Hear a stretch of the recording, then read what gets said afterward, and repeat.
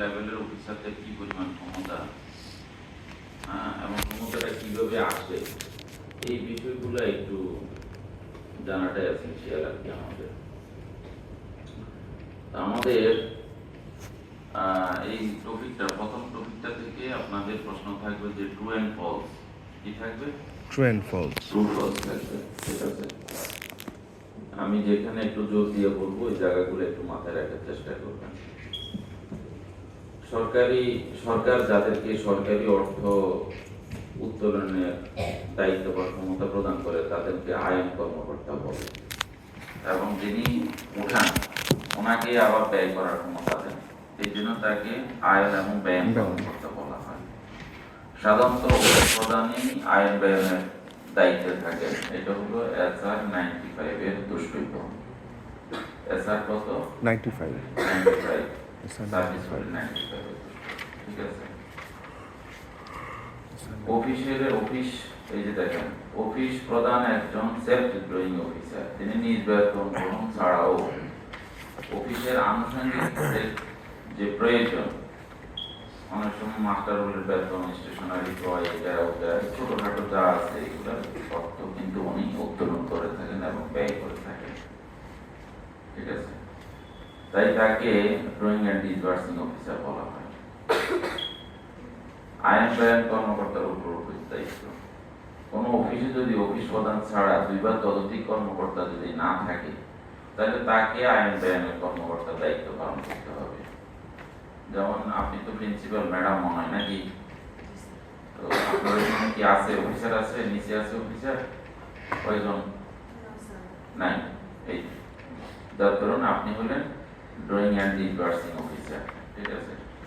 কিন্তু তার অধীনে যদি 2 বা ততোধিক কর্মকর্তা থাকলে, যদি থাকতো আর ওনার আন্ডারে, তাহলে ট্রেজারি রুলসের প্রথম খণ্ডের SR 96 এর বিধান অনুসারে উনি এই ক্ষমতাটা আরেকজনকে হস্তান্তর করতে পারতেন।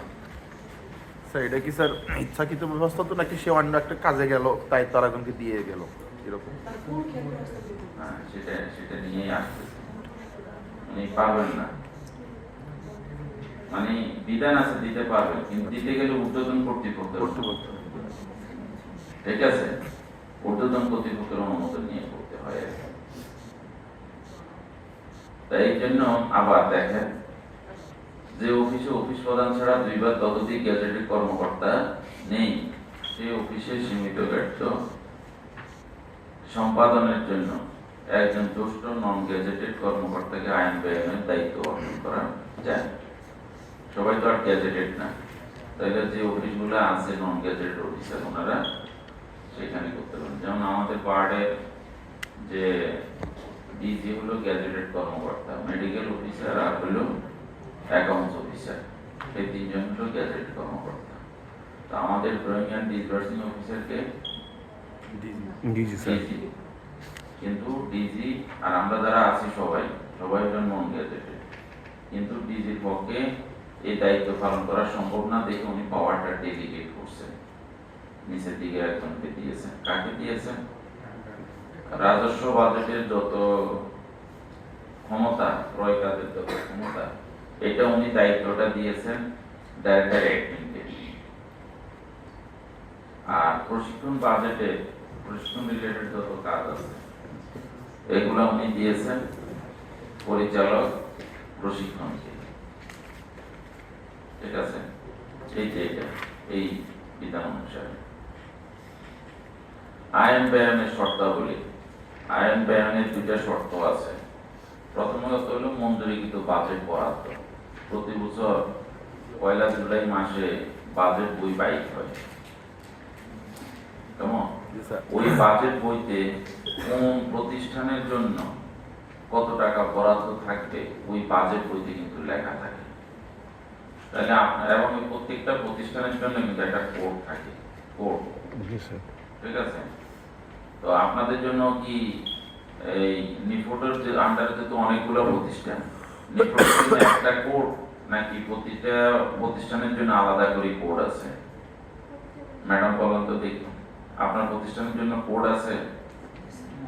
কোড আছে, তাই না? বাজেট বইতে কি আপনার বরাদ্দটা ব্রেকআপ আছে? এই কি ঠিক আছে কিনা কথাটা? যদি নাও থাকতো, কোনো কোনো ক্ষেত্রে থাকে না, না থাকলে হয় কি মূল প্রতিষ্ঠানের যে কোড থাকে তার সাথে আরেকটা সাব কোড যোগ করে সাব প্রতিষ্ঠানের জন্য ওটা বরাদ্দ দিয়ে দেয়। তার আগেটা যদি থাকে মূল প্রতিষ্ঠানের জন্য যদি থাকে 1000, তাহলে সাব প্রতিষ্ঠানের জন্য কত থাকবে? 1001 1002, 1003 এইভাবে থাকবে আর কি। ঠিক আছে, যথাযথ কর্তৃপক্ষের মঞ্জুরি। আপনার বাজেট বইতে তো টাকা আছে, থাকলে কি আপনি খরচ শুরু করে দিতে পারেন? কি করেন? কর্তৃপক্ষের যথাযথ কর্তৃপক্ষের অনুমোদন। আপনার ঊর্ধ্বতন কর্তৃপক্ষের একটা অনুমোদন লাগে। ঠিক আছে, এই দুইটা জিনিস এখানে গুরুত্বপূর্ণ। সরকারের যে দায় পরিশোধের জন্য অর্থ উত্তোলন করা হবে উহা পরিশোধের জন্য মঞ্জুরি পত্রের প্রয়োজন। আচ্ছা, দেখো ব্যয়ামের শর্তাবলী। ব্যয়ামের জন্য হলো যে প্রমাণ বা ইকুইডেন্সের মাধ্যমে পরিশোধ করা।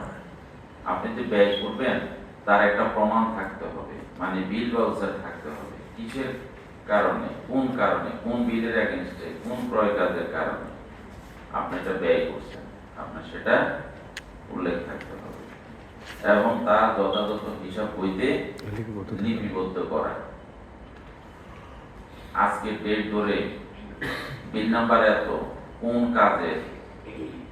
কাজের বিল নাম্বার কত টাকা, মোট বাজেট বরাদ্দ ছিল কত টাকা, আজকের এটা খরচ করার পর আর উদ্বৃত্ত রইল কত টাকা। এরপর আবার দ্বিতীয় বিল, ওটা লেখার ক্ষেত্রে বিল নাম্বার এত, কোন কাজের এটা বিল, মানে আগে ছিল এত টাকা, এখন খরচ হচ্ছে এত টাকা, উদ্বৃত্ত রইল কত টাকা। প্রতিটা লাইনে কিন্তু এটা কিন্তু লেখা হয়েছে।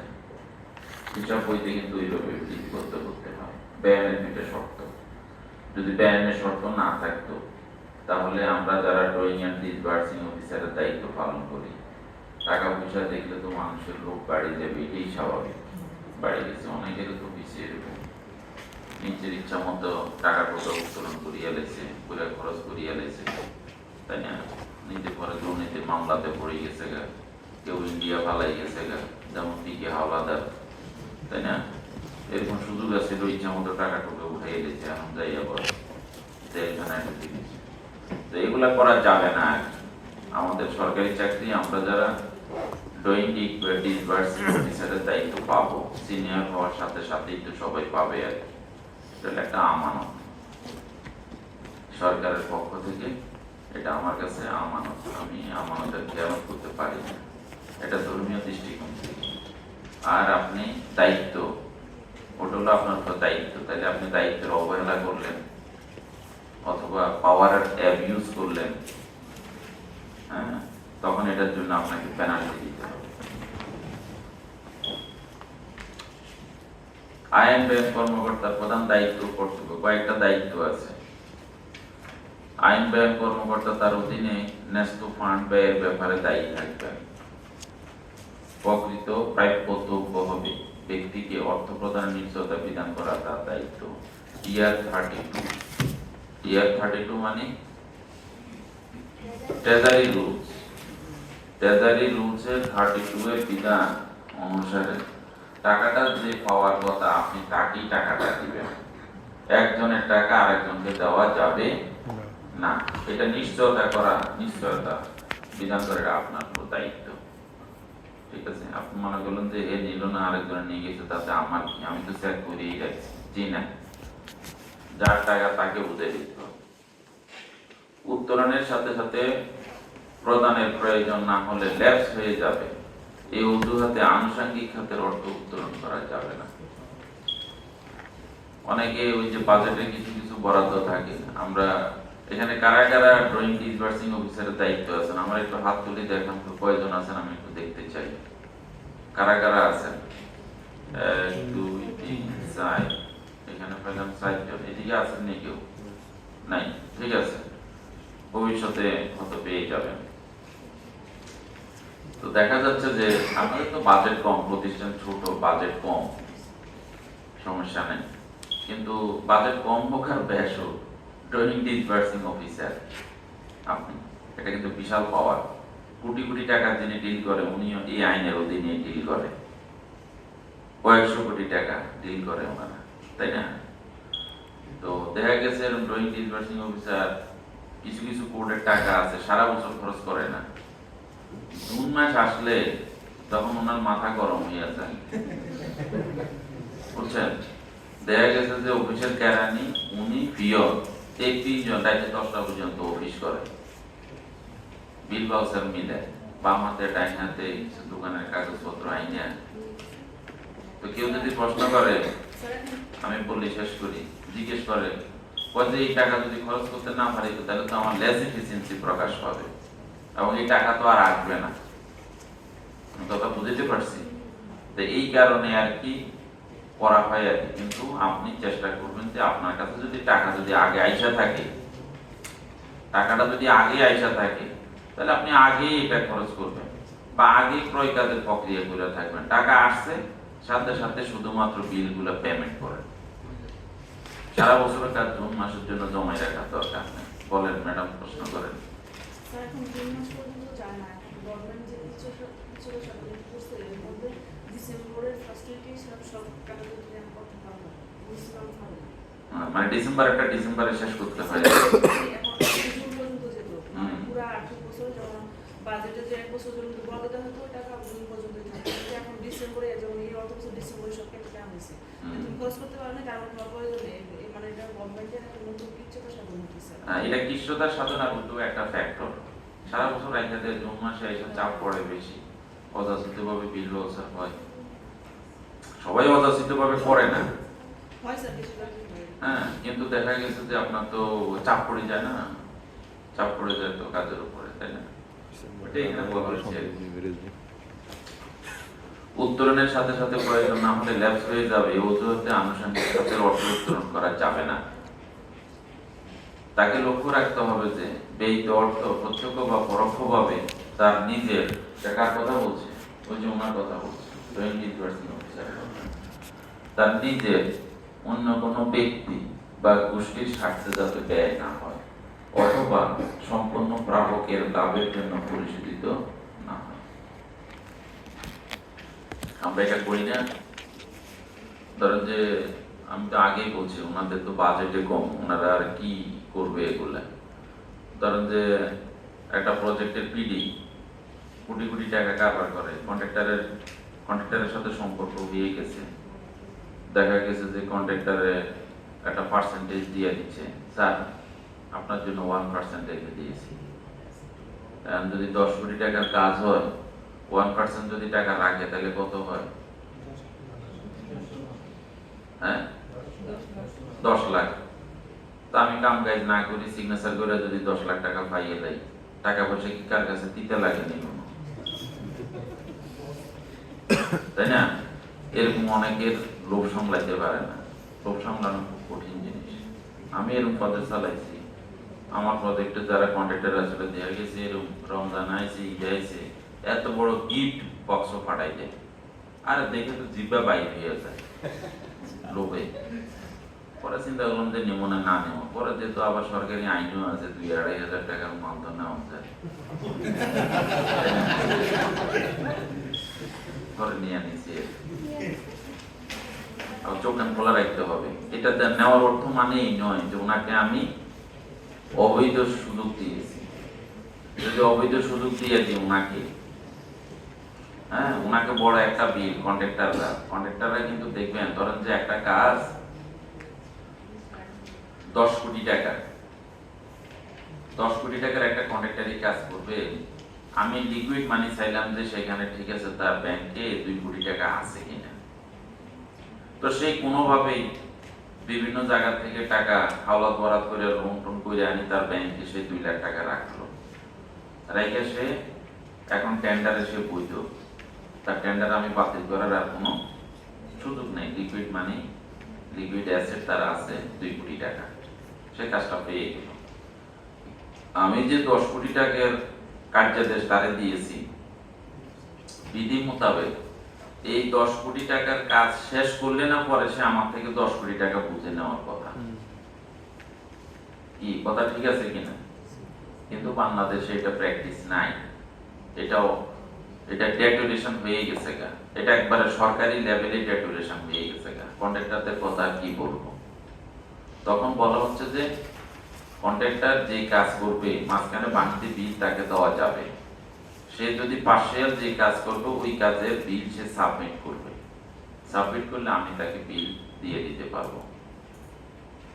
তখন সে 10 কোটি টাকার মধ্যে ধরেন যে সে 2 কোটি টাকার কাজ করলো, কাজ করে আমাকে বলে দিল যে আমি অমুক কাজ করছি, এগুলা প্রায় 2 কোটি টাকা বা 3 কোটি টাকার কাজ করছি, আমাকে 3 কোটি টাকা দেওয়া হোক। কিন্তু পরে আমি আমার লোক দ্বারা বা আমি নিজে ওটাকে অ্যাসেসমেন্ট করতে হবে, আসলে কি উনি 2 কোটি টাকার কাজ করছে না 3 কোটি টাকার কাজ করছে। যদি দেখি যে উনি রিয়েলি 3 কোটি টাকার কাজ করে থাকে, তাহলে আমি পুরো 3 কোটি টাকা ওনাকে দিতে পারবো না, যত কাজ করছে তার 80% টাকা আমি ওনাকে দিতে পারবো, আর 20% টাকা আমার হাতে আমি রাখবো, ধরা রাখবো। আর নতুন এরকম ভিডিও যারা হয় ওরা বুঝে উঠে না, প্লাস হলো লোভে পড়ে গেলে কন্ট্রাক্টর 2 লাখ টাকার কাজ করি, 2 কোটি টাকার কাজ করি, কবে যে আমি 3 কোটি টাকার কাজ করছি, তখন আপনি দিয়ে লাগেন তার 3 কোটি টাকার বিল। কথা বলছেন, কিন্তু সে তো 3 কোটি টাকার কাজে করে নাই, কাজ করছে সে 2 কোটি, আপনাকে বিল সাবমিট করে দিয়েছে 3 কোটি, আপনি 3 কোটি টাকা দিয়ে লাগলেন, 1 কোটি টাকা সে বাড়তি লয়ে গেল না। সে তো 10 কোটি টাকার কাজ করলে হয়তো তার 1 কোটি টাকা লাভ হইতো, তাই না? আর এখন সে 2 কোটি টাকার কাজ করে সে 1 কোটি টাকা প্রফিট করিয়ে লেছে, নিয়ে নিছে আপনার থেকে, আপনি তাকে আর কিছুতেই আটকে রাখতে পারবেন না, এরপরে সে আর কাজ করবে না। তার দ্রব্যমূল্যের দাম বাড়ে গেছে, তার ব্যাংক ড্রাফট হয়ে গেছে গা, তারপরে যে তার বউ অসুস্থ হয়ে গেছে গা, তার এইটা হয়েছে, তার ওটা হয়েছে, নানাবিধ অজুহাত দিয়ে সে আর কাজ করতে চাইবে না, তখন আপনারা বিপদে পড়ে যাবেন। কথা বুঝতে পারলাম? এই জন্য বলছে প্রাপকের সম্পূর্ণ লাভের জন্য যাতে পরিশোধিত না হয়, তার নিজের ড্রয়িং ডিসবার্সিং অফিসার নিজের বা কোনো ব্যক্তি বা কোনো গোষ্ঠী বা প্রাপকের সম্পূর্ণ লাভের জন্য যাতে ব্যয় না হয়, এটা মনে রাখতে হবে। কিন্তু কিছুতে এটা করা যাবে না, করলে কিন্তু ধরা। এবং অডিট আপত্তি হবে, যখন অডিট আপত্তি হবে বা অন্যান্য ঝামেলার মধ্যে আপনি পড়বেন, দুর্নীতি দমন কমিশনের মামলাতে আপনি পড়ে যাবেন, আপনাকে কেউ অন করবে না, না আপনার সিনিয়ররা অন করবে, না আপনার জুনিয়ররা অন করবে, কেউ আপনাকে অন করবে না, ফিরিয়েও তাকাইতো না আপনার দিকে। আপনি যদি ভুলও করে থাকেন, বলবো যে ইন্টেনশনালি করছে, এমনি কি কন্ট্রাক্টরে টাকা দিয়ে দিছে, নিঃসন্দেহে পাইছে একটা পার্সেন্টেজ, অথচ আপনি হয়তো ভুলও দিতে পারেন, ঠিক আছে? তো তাই এটা একটু মাথায় রাখতে হবে আমাদের। সরকারি অর্থ সম্পদ যাতে অপচয়, ক্ষতি, বিনষ্ট, চুরি না হয় সেদিকে বিশেষ খেয়াল রাখতে হবে। সরকারি সম্পদ আমাদের কাছে হলো আমানত, আপনার চাকরির অংশ, এটা মনে রাখতে হবে। এগুলা যাতে ক্ষয়ক্ষতি না হয় সেটা খেয়াল রাখতে হবে। ভুলভ্রান্তি ও অনিয়ম যাতে শোনেন, এগুলো হয় কি, আপনার তো কথাগুলো সহজ মানে লিখে দিছে, বাস্তবে হতে এটা প্রয়োগ করাটা একটু কঠিন। অপচয় যথেষ্ট হচ্ছে, আমাদের ক্ষতি হচ্ছে, বিনষ্ট হচ্ছে, আমার চোখের সামনে দিয়ে আমার জিনিস নষ্ট হয়ে যায়, আমরা আরেক দিকে হাঁটে চলে যাই, এই সরকারের দিন হয়ে যায়, চুরি হয়ে গেছে গা, আমরা চোর চলে গেলে গা, তারপরে আমরা সেখানে অ্যাকশনে যাই। এই যে আমরা এগুলা করি, এগুলোর জন্য কিন্তু আপনার এই চাকরি জীবনে আপনি পানিশমেন্ট পাইতে পারেন, আর পরবর্তী জীবনে আপনি পাবেন। আমাদের সাথে আমাদের এক অফিসার ছিল, আমাদের বস আর কি, বাটা সাইড পাশে বাউন্ডারি আছে না, বাউন্ডারি ওয়াল যেটা দেখতেছেন, এটা কিন্তু এই বছর 4 আগে করা হয়েছে, 4-5 বছর আগে। তো আমাদের ডিজি একটা কমিটি গঠন করছে আমাদের কয়েকজন দ্বারা, এটা হলো মান যাচাই কমিটি, যে কাজটা ঠিক মতো সঠিক মতো হইল কিনা আমরা দেখে প্রত্যয়ন করলে তারপরে যে কন্ট্রাক্টরের বিল পরিশোধ করতে। তা আমার অবশ্য সেখানে রাখছি ওই কমিটিতে আর কি, এরকম আমরা 4-5 জন আছে। তা আমি তো ধরেন যে আর বিল্ডিং এর হিসাব নিকাশ তো আমি এত বুঝি না, তাই না? আমি তো আর ইঞ্জিনিয়ার না, ইঞ্জিনিয়ারও আছে। আমার যে বস, সে কার্যাদেশ নিয়ে জায়গা মধ্যে চলে গেছে, কার্যাদেশের মধ্যে লেখা আছে কত ইঞ্চি ওয়ালটা উঠবে, থিকনেস কত হবে, ইটের উপরে কত ইঞ্চি সিমেন্টের প্রলেপ দিবে, এগুলা সব কিন্তু ইঞ্জিনিয়াররা স্ট্যান্ডার্ড করে কিন্তু সে আপনার ডকুমেন্টটা তৈরি করছে। আমার স্যার যাইয়া সরজমিনে এটা মাপা শুরু করছে, যেখান দিয়ে মাপে এখান দিয়ে কম, যেখান দিয়ে মাপে এখান দিয়ে কম। কন্ট্রাক্টরও আছে সেখানে।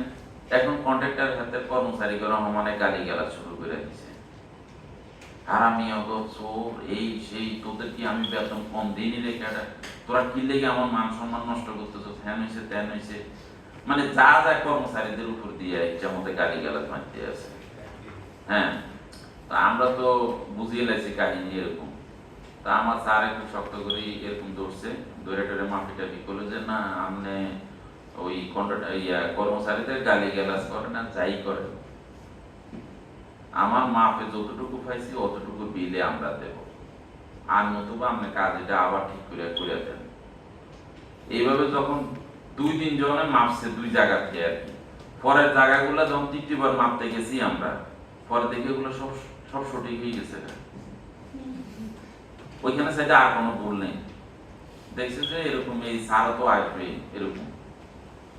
তো এরকম সারা যেটা করছে এটা কিন্তু ওই কন্ট্রাক্টর বলেন, আমাদের ইঞ্জিনিয়ার বলেন, বা আমি বলি, আমাদের কাছে সবাই কাছে বিরক্ত লাগে। তো সারা কি শুরু করছে, কত সুন্দর ওয়াল উঠে গেছে, বাউন্ডারি ওয়াল, এটা দেখে সই করে দিলেই তো হয়, কিন্তু সারা সেটা করেন না। এটাই মূল দায়িত্বটা। সঠিক কাজটা এইভাবে একজন দায়িত্ব নিলেই চলে, একজন দায়িত্ব নিলে বাকি সবাই কিন্তু সচেতন হয়ে যায়।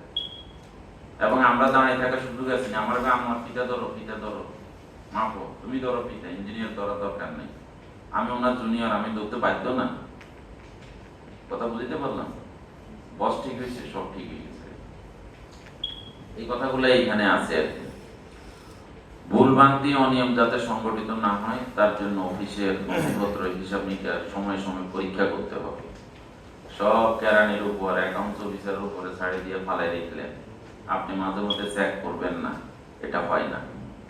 মাঝে মধ্যে চেক করতে হবে আপনাকে, ভুলভ্রান্তি অনিয়ম সংগঠিত হয় কিনা, অর্থ সম্পদের সম্পূর্ণ ও সঠিক হিসাব সংরক্ষণ হচ্ছে কিনা তা নিশ্চিত হওয়া প্রয়োজন।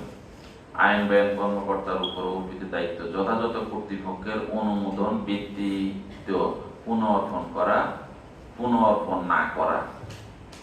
আমি যেটা বলছিলাম, ওই যে বললাম যে ম্যাডাম কি যে দায়িত্ব পাইছে, ম্যাডাম নিচে ধরেন আরেকজন অফিসার আছে, তাহলে ম্যাডাম কি ইচ্ছা করে দায়িত্বটা নিচে দিয়ে দিতে পারবে না। ম্যাডামকে যিনি ক্ষমতাটা দিছে, উনি যদি ক্ষমতাটা নিচের দিকে দিতে চায়, তার ঊর্ধ্বতন কর্তৃপক্ষের অনুমোদন লাগবে। যদি ওরকম হইতো যে ক্ষমতাটা নিচের দিকে সমানে দিয়ে দেওয়া যায়, তাহলে তো দেখতেন যে ওনার থেকে ওনার অফিসার, আরেকজন অফিসার থেকে কেরানি থেকে পরে পিয়নের কাছে ক্ষমতা চলে যেত।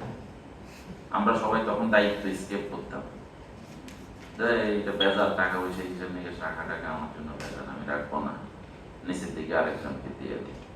কিন্তু এটা করা যাবে না, এটা ঊর্ধ্বতন কর্তৃপক্ষের বিনা অনুমতিতে আপনি এই অর্পণ করতে পারেন না। আচ্ছা, এখন হলো আমাদের দেখা যাচ্ছে তো এখানে না, এখানে হলো যে আমাদের 2 ধরনের বাজেট আছে, একটা হলো উন্নয়ন বাজেট, আর একটা হলো অনুন্নয়ন বাজেট বা রাজস্ব বাজেট। ঠিক আছে, তো উন্নয়ন বাজেট হলো কি উন্নয়ন প্রকল্পের জন্য, উন্নয়ন বাজেটটা হলো উন্নয়ন প্রকল্পের জন্য। উন্নয়ন প্রকল্প কি, এগুলো তো কথাবার্তা হয়েছে আমাদের আগে, তাই না? এই যে প্রকল্পের ফাইন্যান্সিয়াল যে ভ্যালু, তার উপর ভিত্তি করে প্রকল্পকে 3 ভাগে ভাগ করা হয়। কয় ভাগে? 3 ভাগে। 3 ভাগে। কি কি দেখেন, ক শ্রেণীর প্রকল্প, যে প্রকল্পগুলোর আর্থিক ভ্যালু 100 কোটি টাকার উপরে। খ শ্রেণীর প্রকল্প, যেটার আর্থিক ভ্যালু 50 কোটি থেকে 100 কোটি পর্যন্ত। আর গ শ্রেণীর প্রকল্প, এটা হলো 50 কোটি টাকার নিচে যেগুলা, এগুলোকে বলে গ শ্রেণীর প্রকল্প। এরকম আপনাদের বাকি কিন্তু আপনারা পিডি দায়িত্ব পেয়ে যেতে পারেন, অসম্ভবের কিছু না। এই যে আপনারা এখন আছে না যে প্রিন্সিপাল হয়েছেন, প্রিন্সিপাল হওয়ার পরে আপনাকে সেখানে ওই আপনার প্রতিষ্ঠানের জন্য নতুন একটা প্রকল্প তো পাশ করাইলো, পাশ করানোর পরে আপনাকে আবার পিটির দায়িত্ব দিয়ে দিবে, আপনাকে পিটির দায়িত্ব দিয়ে দিবে, তখন আপনাকে এই দায়িত্বটা পালন করতে হবে। ঠিক আছে? সেই ক্ষেত্রে কি ধরনের দায়িত্ব দেখেন এখন, তাহলে প্রকল্প যেহেতু 3 ধরনের আছে আর্থিক ভ্যালুর উপর ভিত্তি করে, তাহলে 3 ধরনের পিটিতে 3 ধরনের পাওয়ার থাকা কথা। এখন আমরা দেখব যতগুলা ক্রয় কাজ আছে একেবারে অফিস পরিচালনা করার জন্য, যত ক্রয় কাজ আছে প্রত্যেকটার জন্য আলাদা আলাদা অফিস আদেশ আছে। এটা উন্নয়ন প্রকল্প, আর্থিক উন্নয়ন প্রকল্প বাস্তবায়ন সংক্রান্ত আর্থিক ক্ষমতা, এটা উন্নয়ন অনুন্নয়ন, দুইটার জন্য একটা বই আছে 40 পৃষ্ঠার বই। কত পৃষ্ঠা? 40 পৃষ্ঠা। কোথায়? কোন মন্ত্রণালয়ে? অর্থ মন্ত্রণালয়ে। অর্থ মন্ত্রণালয়ের এই বই আছে। আপনাদের যে হ্যান্ড আউট আছে, হ্যান্ড আউটের ভিতরে কিন্তু আমি বইয়ের কয়েকটা পৃষ্ঠা কিন্তু একটু দিয়ে দিচ্ছি। সবচেয়ে দিন এত বড় বই 40 পৃষ্ঠা পুরোটা দিয়ে গেলে তো লাভ হতো না। এখন এটা বইটা পুরোটাই আমরা ডাউনলোড করে রাখতে হইব। কখন রাখবেন? বিশেষ করে ওনারা যে 4 জন ড্রয়িং ডিসবার্সিং অফিসার আছে, ওনাদের এখন লাগবে। উনি যখন প্র্যাকটিস করবে তখন ওনাদের প্রয়োজন। আপনাদেরও এরকম যখন আপনারা সিনিয়র হবেন বা এখনই আপনি একজন সিনিয়রকে পরামর্শ দেওয়ার জন্য আপনার এটা লাগবে। এইখানে দেখেন উন্নয়ন প্রকল্পের গাড়ি বা যানবাহন মেরামত। উন্নয়ন প্রকল্পে প্রতিটা প্রকল্পের জন্য যানবাহন থাকে কম বেশি। যানবাহন বছরের মধ্যে নষ্ট হইতে পারে, রাস্তার গর্তের মধ্যে পড়ে যেতে পারে, গাছের লগে বাড়ি খেতে পারে, গাড়িটা নষ্ট হইতে পারে না? তো গাড়িটা মেরামত করার জন্য টাকা লাগবে। সেই টাকা কত টাকা আপনি খরচ করতে পারবেন দেখেন এবার এখানে। যদি আপনার 1 লক্ষ টাকার দরকার হয়, 1 লক্ষ টাকা, তাহলে আপনি মন্ত্রণালয় থেকে মানে সচিব থেকে অনুমোদন নিতে হবে। যদি আপনার 75,000 টাকার প্রয়োজন হয় তাহলে আপনার ডিজি থেকে অনুমোদন নেবেন। ডিজি নিফুড অনুমোদন দিবে। যদি আপনার 50,000 টাকা দরকার হয় ক শ্রেণীর পিডি, তাহলে আপনি সরাসরি 50,000 টাকা খরচ করতে পারবেন, আপনার কারো কাছে যাওয়ার দরকার নেই। ঠিক আছে? খ শ্রেণীর পিডি, গ শ্রেণীর পিডি ওনাদের ক্ষেত্রে বলছে কলাম 5 এর অনুরূপ। অর্থ কি? কত টাকা? 50,000 টাকা। সবাই কি জিমানি আসতেছে নাকি? এক হলো ঠান্ডা আবহাওয়া, তাই না? এসি চলে।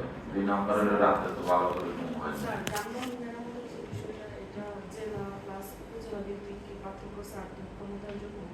আমি জায়গা মতে আসি নেই এখন, আপনার প্রশ্নটা রেখে দেন, ওটা জায়গা মতে চলে আসলে আপনি ক্লিয়ার হয়ে যাবেন। আমি এখন কথা বলতেছি উন্নয়ন প্রকল্প নিয়ে। কি নিয়ে কথা বলতেছি? উন্নয়ন। আপনি তো উন্নয়ন প্রকল্প নিয়ে ভাবছেন না, আপনি ভাবতেছেন আপনার রেগুলার বাজেট নিয়ে। কি কথা ঠিক আছে? ওটা দেখবেন একটু পরেই পাবেন আপনি। এই সবাই একটা জোরে হাতরে এইভাবে করেন। 1 2 3 বলার সাথে সাথে একটা তালি দিবেন জোরে। 1 2 3।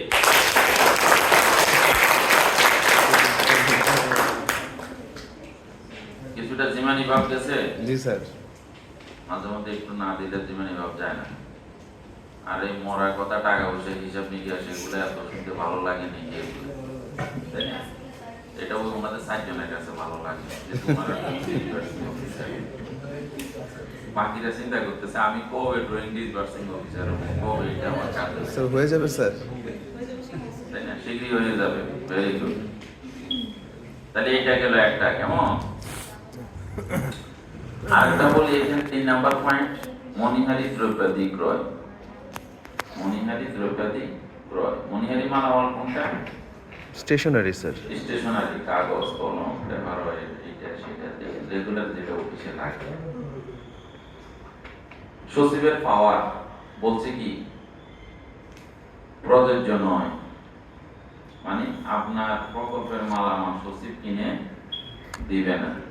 ডিজি পাওয়ার প্রযোজ্য নয়। এটা পাওয়ার সরাসরি পিডি বছরে একসাথে 5 লক্ষ টাকার মালামাল ক্রয় করতে পারে। কয় লক্ষ টাকা? 5 লক্ষ। 5 লক্ষ টাকার স্টেশনারি মালামাল কিনতে পারবে না, আপনাকে সেই পাওয়ার দিয়ে দিয়েছে। খ এবং গ শ্রেণীর ফিট ওনারাও সেম ভাবে 5 লক্ষ টাকার মালামাল কিনতে পারবে। ঠিক আছে, শুধু 5 লক্ষ টাকা না, 5 লক্ষ টাকা তো এককালীন। 5 লক্ষ টাকার মাল কিনলে এই মাল এটি সারা বছর দেওয়া নষ্ট হয়ে যাবে না, আপনি আরো কিনতে পারবেন। এবং বলুন তো এই 5 লক্ষ টাকার মাল আমার কিনলে ক্রয়ের যে পদ্ধতি আছে, কোন পদ্ধতির মধ্যে কিনবে? Request for quotation. হ্যাঁ, টেন্ডার করবেন? কোন টেন্ডার? ওটিএম। 25 দিনে কি বলছেন একজনে, কি বলছেন? Request for quotation method. কে বলছেন এই কথাটা? Very good. তোরা হাততালি দেন ওনার জন্য। বুঝি বলছেন না না বুঝি বলছেন? বুঝি বলছেন। আপনি বলেন।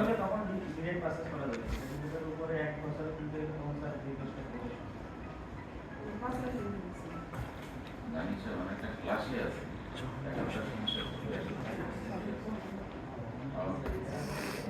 হ্যাঁ, আচ্ছা বলেন তো, আমরা ওনার থেকে শুনি। যেহেতু আপনি বলতে পারেন না, উনি বলছে, নিঃসন্দেহে ওনার ভালো অভিজ্ঞতা আছে। একটু দাঁড়ান, কষ্ট করে দাঁড়ান, একটু অন্যদের ঘুমো যাক। বলেন আবার, কত টাকা হলে রিকোয়েস্ট ফর কোটেশন মেথড? 25,000 25,000 পর্যন্ত মানে এক বছরে কেনা হয়, তখন হচ্ছে ডিরেক্ট পার্সেল, এর বেশি হলে রিকোয়েস্ট ফর কোটেশন। আর কত টাকা হলে ওটিএম? স্যার 5 লক্ষের বেশি হলে। তাই রাজস্ব বাজেট না উন্নয়ন বাজেট? উন্নয়ন বাজেট, রাজস্ব বাজেটে 3 লক্ষ পর্যন্ত। ভেরি গুড, একবারে অ্যাবসলিউট। উনি পুরোটাই বলছেন, পুরোটাই জানেন। সবাই হাত পা করে বসে রয়েছে। আর পুরো একটা হাত তালি দেন। সুন্দর হয়েছে, ভেরি গুড। এইভাবে ক্লিয়ার ধারণা থাকলে আপনার দ্বারা অফিস সার্ভিস পাবে, চোখ বন্ধ করে সার্ভিস পাবে, ওগুলো জানতে হবে। ঠিক আছে, ভেরি গুড। আমরা একটু সামনে আগাই যাই। আরো অনেক কিছু আছে, এগুলো প্রতি লাইনে লাইনে আমি পড়তেছি না, দুইটা পড়লাম আর একটা পড়ি শেষ করে দেব।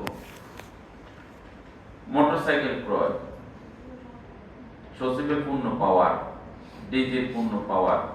ক শ্রেণীর পিডি যিনি, উনি বছরে 5 লাখ টাকার মোটরসাইকেল কিনতে পারবেন। খ শ্রেণীর পিডি যিনি, উনি 3 লাখ টাকার মোটরসাইকেল কিনবেন। গ শ্রেণীর পিডি যিনি, উনি 2 লাখ টাকার মোটরসাইকেল কিনবেন। 2 লাখ টাকা দিয়ে একটা মোটরসাইকেল পাওয়া যাবে, কিন্তু গ শ্রেণীর একটা প্রকল্পের মধ্যেও তো 10-15টা মোটরসাইকেল থাকে। তাহলে উনি 2 লাখ টাকা দিয়ে একটা মোটরসাইকেল কিনবেন অফিসের জন্য, না 10টা মোটরসাইকেল কিনবেন বছরের প্রথমে? বলেন। ওনার পাওয়ার আছে 2 লাখ, উনি কি করবেন? কনফিউজড হয়ে গেছে? কনফিউজড হওয়ার কিছু নেই।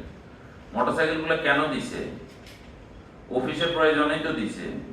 তা আপনি যদি অফিসের বছরের প্রথমে না কেনেন, তাহলে এগুলা পরে কিনে কি লাভ হবে? কিনতে হবে প্রকল্পের শুরুতে বা বছরের শুরুতে কিনতে হবে। সেই ক্ষেত্রে কি করতে হবে? আপনাকে আপনার ডিজির অনুমোদন নিতে হবে। এই ডিজির যে পাওয়ার আছে, এই পাওয়ারে তো 10টা মোটরসাইকেল কিনা যাবে না। আপনি আপনার ডিজির অনুমোদন নিয়ে 10টা মোটরসাইকেল একসাথে কিনে ফেলবেন। এটাই হলো মূল মেসেজ। ঠিক আছে?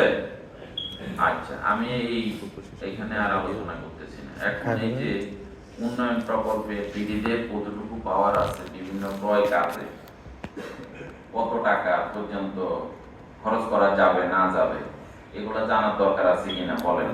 আচ্ছা স্যার, দরকার আছে না এগুলা? Very good. কিন্তু এগুলা পরীক্ষার জন্য কোনো দরকার নাই। এখান থেকে পরীক্ষাতে কোনো প্রশ্ন হবে না। এগুলা পরীক্ষা দিলে মাথা। স্যার প্রজেক্টগুলো শেষ হলে নরমালি গাড়িগুলোকে আবার কি করতে হয় স্যার? প্রজেক্ট শেষ হলে তো গাড়ি তো পরে পুলে চলে যায়, সরকারি পুলে চলে যায়। আর যদি ওই অ্যাক্টিভ প্ল্যানের মধ্যে লেখা থাকে যে প্রজেক্ট শেষ হয়ে গেলে এগুলা আমাদের প্রতিষ্ঠানের তারা এগুলা রাখবে, তখন থাকতে পারে আর সিস্টেম করে আর। ঠিক আছে। আচ্ছা, আর্থিক ক্ষমতা অর্পণ সংক্রান্ত আমাদের আর একটা ফাইল আছে, ওটা একটু দেখাই, যেটা বলছিলাম।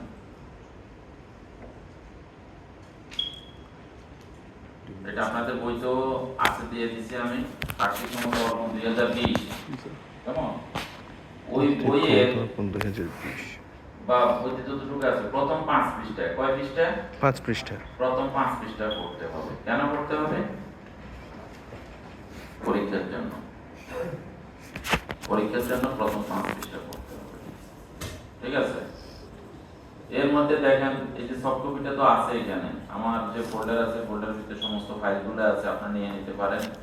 এই যে আমি একটু হলুদ দাগ দিয়ে রাখছি, এই পয়েন্টগুলো যদি একটু কষ্ট করে পড়েন তাহলে আপনারা 10-এ 10 পাই দেবেন। যেমন মনে করেন যে এই যে মন্ত্রণালয় বিভাগের দায়িত্বপ্রাপ্ত সচিব বা সিনিয়র সচিব তার মন্ত্রণালয় বিভাগ বা সংযুক্ত দপ্তরের নিয়োজিত মঞ্জুরি ব্যয় থেকে যে ব্যয় নির্বাহ করেন এই জন্য তাকে প্রধান হিসাবদানকারী কর্মকর্তা বা প্রিন্সিপাল অ্যাকাউন্টিং অফিসার দায়িত্ব পালন করবেন। এখন আমি যদি প্রশ্ন করি মন্ত্রণালয়ের প্রিন্সিপাল অ্যাকাউন্টিং অফিসার কে, মন্ত্রী না সচিব? সচিব। প্রশ্ন আসবে এইভাবে, কথা বুঝতে পারলাম? আপনি যদি বলেন যে সচিব মন্ত্রী তাহলে হবে না, বলতে হবে সচিব। তিনি মানে সচিব আর কি, তার মন্ত্রণালয় বা সংযুক্ত দপ্তর কিংবা অধস্তন প্রতিষ্ঠানকে যে উদ্দেশ্যে অর্থ ব্যয় করা হয় সেই উদ্দেশ্যে তাহা যেন যে উদ্দেশ্য মানে প্রদান করা হয় সেই উদ্দেশ্যে যাতে এটা ব্যয়িত হয় সেদিকে আমাদের খেয়াল রাখতে হবে। সরকারি অর্থ ব্যয়ের ক্ষেত্রে এইরূপ সতর্কতা অবলম্বন করিতে হইবে সাধারণ বিচক্ষণ সম্পন্ন একজন ব্যক্তি তার নিজস্ব অর্থ ব্যয়ের ক্ষেত্রে করিয়া থাকেন। যেমন এখানে ম্যাডামরা আছেন অনেকে, ম্যাডামরা শাড়ি কিনেন না, এবার ঈদে শাড়ি কিনবেন না? কিনবে অবশ্যই, সবাই শুরু হয়ে গেছে। কিনবে তো অবশ্যই স্যার। আরে আলমারি কয়টা পড়ছে? দুইটা তো পুরি গেছে, আরো চাকরির জীবনটার সাথে আরো 2টা আলমারি করতে হইব নাকি? এই যে শাড়ি যে কিনেন আপনারা, যাই এক দোকানে ঢুকি কিনে ফেলেন, জি না, না হলে তো 3টা দোকান দেখে, দোকানদারের মাথাটা নষ্ট করিয়ে এলেন, এরপরে যাই কিনেন। তো নিজের টাকা খরচ করার ক্ষেত্রে যদি এরকম করেন, এই সরকারি টাকাটা খরচ করার ক্ষেত্রে ওইরকম করতে হবে। এটাই হলো বিষয়টা। সরকারি টাকা বলে আমনে সরকারি মাল দরিয়াও মেটাল এই কাজ করা যাবে না, ঠিক আছে? বাজেটের বিভিন্ন কোডের বিপরীতে বরাদ্দকৃত অর্থের মধ্যে যেন প্রকৃত ব্যয় সীমাবদ্ধ থাকে, কোড অনুসারে বরাদ্দ থাকে। যে কোডে যত টাকা বরাদ্দ আপনি অত টাকার মধ্যেই খরচ করবেন জুন পর্যন্ত, বাড়তি কোনো ব্যয় করবেন না। অর্থ বিভাগের পূর্ব সম্মতি ব্যতি রেখে সম্পূরক মঞ্জুরি পাওয়া যাইবে এই মর্মে কোনো অর্থ ব্যয় করা যাবে না। আপনি মনে করতেছেন যে আমি সম্পূরক বাজেট নিয়ে আসবো, এখন আমি খরচ করিয়ে দেয়, এটা করা যাবে না।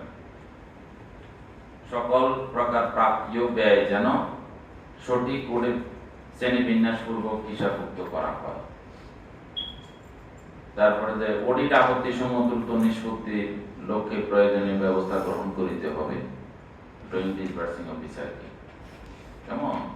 আপনি থাকতে অডিট আপত্তি হয়েছে, আপনি চলে গেলেন, আরেকজন এসে এই দায়িত্বটা নিত না, পরে কিন্তু আপনি শেষ বয়সে চাকরিতে যাওয়ার সময় এটা ব্যক্তিগত লাইবিলিটি হিসেবে চলে আসবে, আসলে তখন আপনার পেনশন আটকে যাবে। এটা এই জন্য চাকরিতে থাকা অবস্থায় অডিট আপত্তি সমূহ দ্রুত নিষ্পত্তি করতে হবে।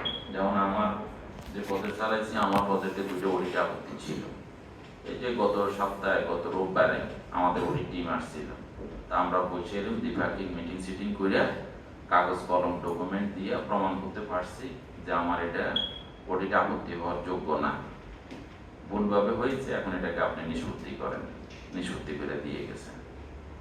ওনারা উঠে যেতে চাইছেন, আমি বললাম যে উঠে যেতে লাভ হবে না, আপনি উঠে যাবেন, ত্রিপাক্ষীয় সভা হবে, সংসদে যাবে, আলটিমেটলি আমার এটা নিষ্পত্তি হবে, কারণ আমার পক্ষে এভিডেন্স আছে, আমার পক্ষে এভিডেন্স আছে। আপনি হয়তো ঘুরাইতে পারবেন, কিন্তু এটা তো আমার এফিসিয়েন্সি লস হয়ে যাবে, কাইন্ডলি এগুলো শেষ করে দিয়ে যান। পরে শেষ করে দিয়ে গেছে। আচ্ছা, কি যেমন একটা অডিট আপত্তি ধরছে যে রাজস্ব বাজেটের টাকা আমি ঋণ কার্যক্রমে ব্যবহার করেছি। হ্যাঁ, তো ঋণ কার্যক্রমে যে ব্যবহার করেছি তো ঋণ কার্যক্রম আমার বার্ডের ম্যান্ডেট, আমরা ঋণ কার্যক্রম করতে হবে। আমাকে ডিজি বরাদ্দ দিয়েছে, আমি কি টাকাটা ছিঁড়ে নিয়ে আসিনি? কোনো ডিজি বরাদ্দ দিয়েছে দেখে আমি ঋণ দিছি এবং গ্রামের মানুষের ঋণ দিছি, তার এভিডেন্স আছে। বলে যে এটা অর্থ মানে কি আত্মসাৎ না কি একটা লেখছে এরকম, ওই ধরনের তো কোনো সুযোগ নাই। এই যে আমার কাছে এভিডেন্স আছে। আপনি সুভোগীদের সাথে কথা বলেন যে তারা ঋণটা পাইছে কিনা, তাদের মোবাইল নাম্বার আছে, এভরিথিং ডকুমেন্ট দিয়ে দেওয়ার পরে যায়, তখন বললো যে না ঠিক আছে ওকে, তখন শেষ করে। কিন্তু 1 বছর ঘুরছে, কিন্তু এটা 1 বছর মন্ত্রণালয়ের পাহাড়ে কিন্তু ঘুরছে। আমিও জানি যে যখন দিয়ে গেছে অডিট আপত্তি, তারা 1-1.5 বছর ঘুরবে, ঘুরাইয়া তারপরে যে শেষ করবো। কারণ আমি তো প্রজেক্ট ডিল করছি, আমি তো জানি আগের প্রজেক্টে এরকম আমার অডিট আপত্তি ছিল 10-12টা। ঠিক আছে, তো কিছু কিছু অডিট আপত্তি, যেমন আরেকটা অডিট আপত্তি আছে আমাদের, আমরা ভ্যাট কর্তন কম করছি ক্লায়েন্ট থেকে ভ্যাট কর্তন কম করছি। আমরা যত টাকা ভ্যাট আসে তার থেকে 78,000 টাকা আমরা কম কর্তন করছি। এখন ওই ক্লায়েন্ট তো আর নাই, শেষ, গন কেস। ওই ক্লায়েন্টের সাথে আমাদের আর কোনো সম্পর্ক নাই, কিন্তু অডিট অফিসার এটা বলছে যে এই টাকা আপনারা দিয়ে হইলেও এটাকে নিষ্পত্তি করতে হবে। এটা আমাদের দেখার বিষয় না আপনি কোত্থেকে টাকা আনলেন। ওই টাকা সরকারি কোষাগারে জমা দেওয়া না দেওয়া পর্যন্ত এই অডিট আপত্তি নিষ্পত্তি হবে না। এবার বুঝছেন তো, এই 78,000 টাকা কিন্তু আমরা এখন বস্তার দাম লাগবো, মানে আমাদের বার্ডের অফিসে আর কি। এখন আমরা অন্য যে কোনো ভাবে হোক টাকাটা ম্যানেজ করে ব্যাটের কোর্টে টাকাটা জমা দিয়ে তারপর ওনাদেরকে বলবো যে আমরা টাকাটা জমা দিয়ে দিছি, তারপর অডিট আপত্তিটা শেষ হবে। নতুবা এটার জন্য DG, ADG, director accounts officer প্রত্যেকে এটার জন্য দায়ী হবে। তো প্রত্যেকের এরকম ওই যে ওই পেনশন নিতে গেলে শেষ বয়সে যাইয়া ধরা খেয়ে। এই জন্য আমরা বলছি ঠিক আছে ওকে আমরা এটা দিয়ে দেবো, দিয়ে আমরা এটা শেষ করবো। তার মানে অডিট আপত্তি নিষ্পত্তির জন্য ড্রয়িং ডিসবার্সিং অফিসার দায়ী। ঠিক আছে, আচ্ছা। তারপরে মন্ত্রণালয় বিভাগসমূহ আর্থিক ক্ষমতার মধ্যে যতটুকু সঙ্গত বিবেচনা করিবে তার দপ্তর বা অধস্তন অফিস সমূহকে ততটুকু ক্ষমতা অর্পণ করিতে পারিবে। প্রত্যেক অর্থ বছরের শুরুতে বার্ষিক ক্রয় পরিকল্পনা প্রণয়ন পূর্বক ক্রয়কারী প্রতিষ্ঠান head of the procuring entity প্রতিষ্ঠান প্রদানের অনুমতিটা নিয়ে এটা করতে হবে। এবং এটা আগে ছিল অনুমোদন নেওয়া, নিয়ে এটা ফাইলের মধ্যে রেখে দেওয়া। যেমন আমাদের কিছু ক্রয় কাজ হয়েছে, আমরা হেড অফ প্রকিউরিং এন্টিটির অনুমোদন নিই নাই, অডিট আপত্তি হয়েছে। পরে ব্যাক ডেটে আরেকটা ফাইল ফুটার দিয়ে ওনার অনুমোদন নিয়ে ফাইলের মধ্যে রেখে অডিটরে বলছি যে এটা যে যথাযথ কর্তৃপক্ষের অনুমোদন নেওয়া হয়েছিল, ভুলবশত অডিট আপত্তি অডিট চলাকালীন সময় এটা প্রদর্শন করা হয়নি। যেহেতু কপিটা পাওয়া গিয়েছে, আমাদের যেহেতু এটা অনুমোদন আছে, সুতরাং অডিট আপত্তিটি নিষ্পত্তি করা যেতে পারে। আসল কথা নতুন করে সম্পূর্ণরূপে বানাইছি, এটা বানাই ডিজির অনুমোদন নিয়ে দেওয়ার কারণে আপত্তিটা নিষ্পত্তি হয়েছে। এখন ওরা দড়িয়ে লাইছে, অডিট অধিদপ্তর দড়িয়ে লাইছে যে আমরা এটা কাজ করি, আমরা এটা পরে অনুমোদন নিই। এখন বলছে যে প্রতি বছরেরটা প্রতি বছরের ওয়েবসাইটে প্রকাশ করতে হইব। এখন প্রতি বছরের এরকম প্রকিউরমেন্ট প্ল্যানটা বানাইয়া ওয়েবসাইটে প্রকাশ করতে হয়। ব্যক্তিগত যে অডিট আপত্তি, মানে আমার প্রিভিয়াস কোনো স্যার অনেক আগে হয়তো বিআরে চলে যাবে, অনেক প্রতিষ্ঠান আছে, তো অডিট আপত্তি মানে এই প্রতিষ্ঠানে সেক্ষেত্রে চিঠি আসলে তো প্রতিষ্ঠান প্রধান যে থেকে তাকে এটা ফেস করতে হবে, তাহলে কি তার মানে সেটা তখন কিভাবে ফেস করতে হবে? এটা নিয়ম হলো এটা হলো কার্টিসি আর কি, চেয়ার সেটাকে দায়িত্ব নিবে আর কি। ধরেন যে আপনি বারবার করে দায়িত্ব নেওয়ার পরে এটা সলভ হচ্ছে না, এটা আপনারা আগের কোনো বস থাকতে এটা করে গেছে আর কি, তাই না? তো অডিটে তো একটা নির্দিষ্ট টাইম পরে যাইয়া আমাদের দ্বিপাক্ষীয় মানে এটা শেষ চূড়ান্ত হইয়া এটা শেষ হইলো না, মানে অডিট অধিদপ্তর আর আমরা মিলে এটা শেষ করতে পারলাম না, তখন এটা ত্রিপক্ষীয় অডিটে যায়। ত্রিপক্ষীয় মানে অধিদপ্তর, মন্ত্রণালয় এবং আমি, এই ত্রিপক্ষীয় মিটিং বসে। ত্রিপক্ষীয় মিটিংও তখন এটা সমাধান হইল না, তারপর এটা সংসদীয় কমিটিতে যায়। সংসদীয় কমিটিতেও যখন এটা সমাধান হবে না, তখন এটা বলে যে এটা দায়, এটা নির্ধারণ করা হোক কার কারণে এটা হয়েছে। তখন দেখবেন যে আপনার বসের নাম চলে আসবে এখানে, যে উনি এটার জন্য দায়ী। তখন উনি কি করবেন? তখন ওনার তখন দায় নির্ধারণ করলো, তখন উনি জরিমানা দিতে বাধ্য, উনি তখন জরিমানা দিতে বাধ্য হন। এই কারণে আর কি এগুলো যতটুকু সম্ভব আগে আগে শেষ করতে হবে। তবে আমরা যারা চেয়ারে থাকবো আমরা চেষ্টা করবো যে আমাদের সিনিয়র আগে যিনি চলে গেছে ওনাকে বেশি একটা বিপদে যাতে না ফালাই আর কি, নিজেরাই এটা শিখি, কারণ এটা একটা সিস্টেম কার্টেসি। হ্যাঁ, ওনার থাকতে এটা উল্টা দিয়েছে ভুল বসত, এখন আমি কাগজপত্র দিয়ে জবাব দিয়ে এটাকে সলভ করার চেষ্টা করবো।